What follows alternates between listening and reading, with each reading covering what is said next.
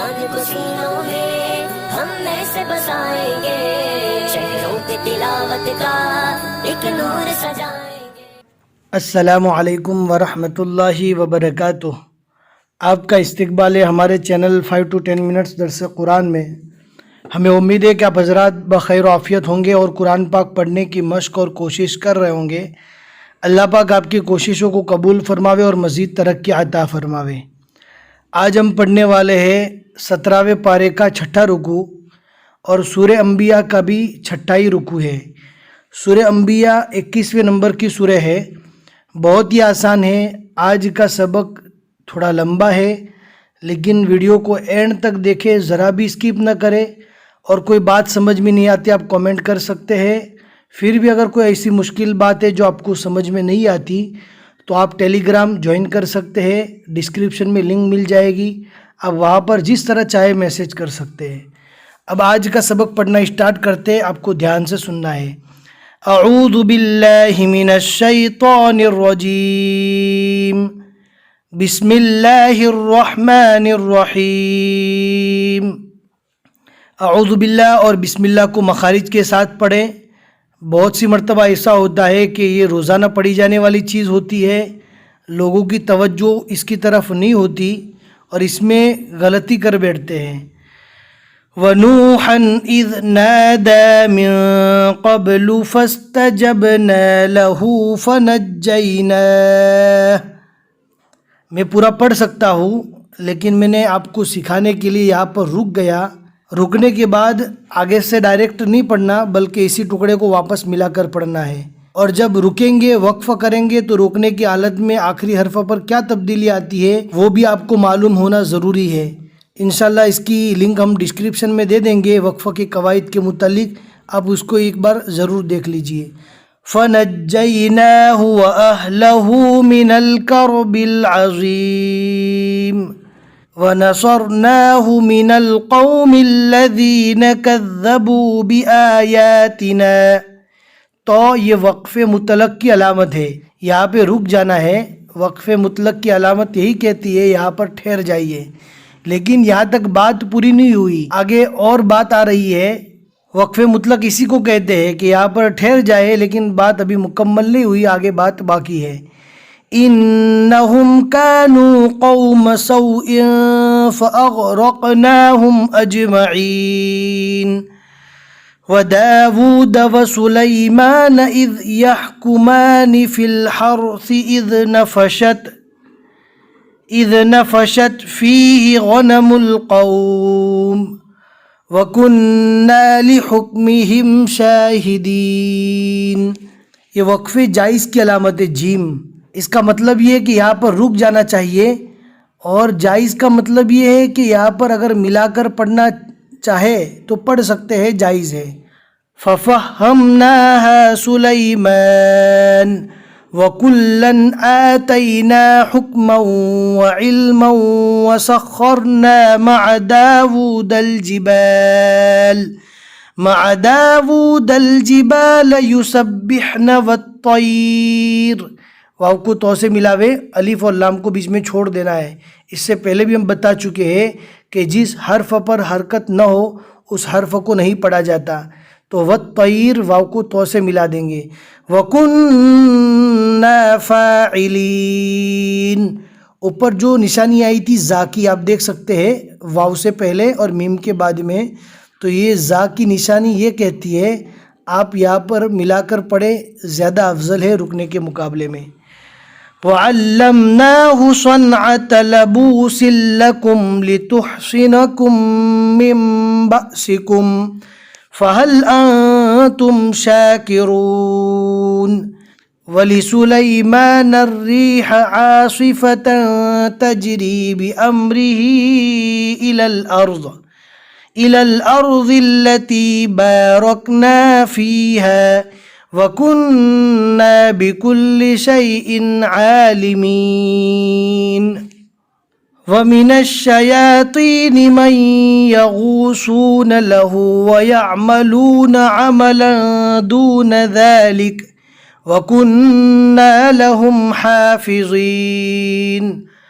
وَأَيُّوبَ إِذْ نَادَى رَبَّهُ أَنِّي مَسَّنِيَ الضُّرُّ وَأَنْتَ أَرْحَمُ الراحمين فاستجبنا له فكشفنا ما به من ضر وآتيناه یہاں سے اگر ہم ملا کر پڑھتے ہیں واپس وآتیناہ سے تو واو کے اوپر جو تشدید ہے وہ نہیں پڑھی جائے گی. وآتیناہ اہلہ ومثلہم معہم رحمة من عندنا وذکرى للعابدین وإسماعیل وإدریس وذا الکفل کل من الصابرین وَأَدْخَلْنَاهُمْ فِي رَحْمَتِنَا إِنَّهُمْ مِنَ الصَّالِحِينَ. من الصالحین نہیں پڑھنا، اگر من الصالحین پڑھیں گے تو یہ صاد سین بن جائے گا. یہاں پر ہمیں دھیان دینا ہے، صاد کی جگہ صاد ہی پڑھنا ہے، صاد کو تھوڑا موٹا اور پور پڑھیں گے. من الصالحین وَذَا النُّونِ إِذ ذَّهَبَ، یہ جو جزم والی ذال ہے اس کو نہیں پڑھا جائے گا، یہ جو حمزہ ہے اس کے زیر کو ڈائریکٹ ذال کے ساتھ ملا دیں گے. اذ ذهب مغاضبا فظن ان لن نقدر عليه فنادى في الظلمات ان لا اله الا انت سبحانك.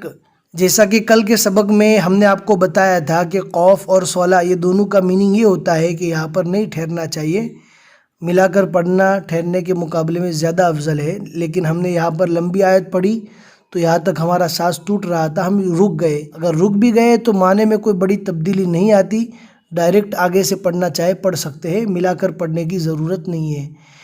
انی کنت من الظالمین فاستجبنا له ونجیناہ من الغم. یہ لا یہاں پر نہ رکنے کی نشانی، یہاں پر نہیں رکنا چاہیے. یہ سمجھیے کہ یہاں پر کوئی نشانی ہی نہیں ہے لا کا مطلب. اگر خدا نہ خواستہ اگر آپ رک جاتے ہیں تو رکنے کے بعد پہلے والے ٹکڑے کو واپس ملا کر پڑھنا چاہیے، ڈائریکٹ آگے سے نہیں پڑھنا چاہیے.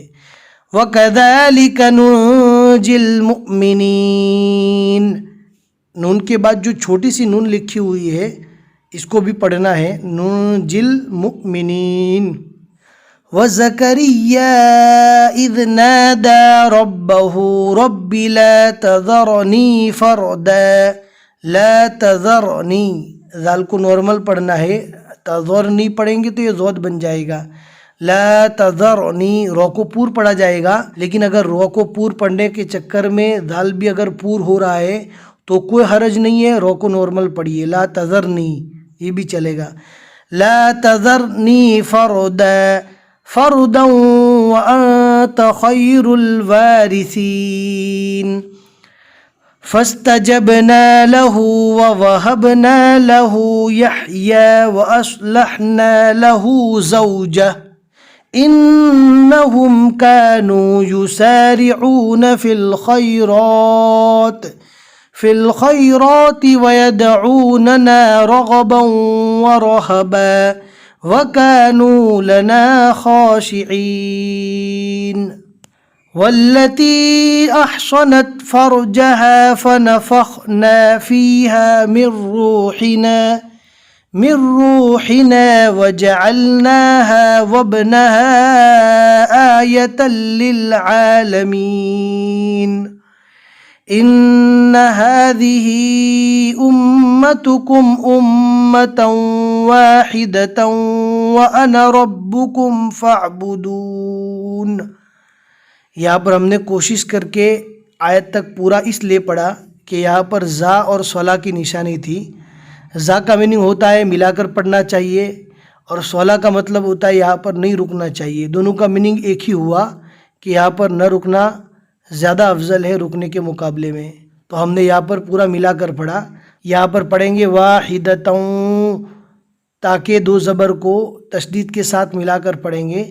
لیکن جب تشدید کے ساتھ دو زبر دو زیر دو پیش ملتا ہے تو دو زبر کی جگہ صرف ایک ہی زبر پڑھا جاتا ہے، دو پیش کی جگہ ایک ہی پیش پڑھا جاتا ہے، اور دو زیر کی جگہ صرف ایک ہی زیر پڑھا جاتا ہے۔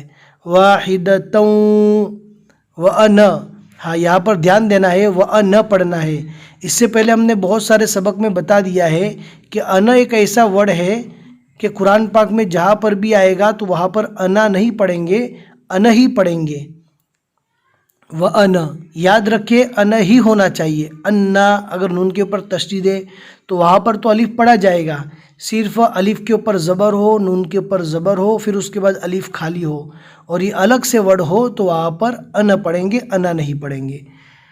اگر سمجھ میں آ گیا ہے تو کامنٹ کر کے ضرور بتا دیں۔ وَتَقَطَّعُوا یہاں پر دھیان سے پڑھنا ہے، قوف اور تو کو پور پڑھا جائے گا۔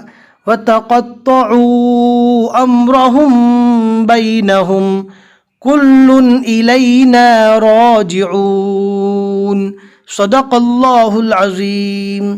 الحمدللہ 17ویں پارے کے 6 رکوع، سورہ انبیاء کے بھی 6 رکوع یہاں تک مکمل ہو چکے ہیں، اور آج کے رکوع میں ہم نے 18 آیتیں پڑھی۔ ہمیں امید ہے کہ آج کا سبق آپ کو سمجھ میں آ گیا ہوگا، لائک کر کے ضرور بتا دیں، اور ثوابی جاریہ سمجھتے ہوئے اور ہماری محنت کو آپ سراہتے ہوئے لوگوں میں ضرور شیئر کریں۔ جتنے لوگ بھی آگے پڑھتے رہیں گے انشاءاللہ آپ کو بھی ثواب ملتا رہے گا۔ پھر ملیں گے انشاءاللہ اگلے سبق میں۔ السلام علیکم ورحمۃ اللہ وبرکاتہ۔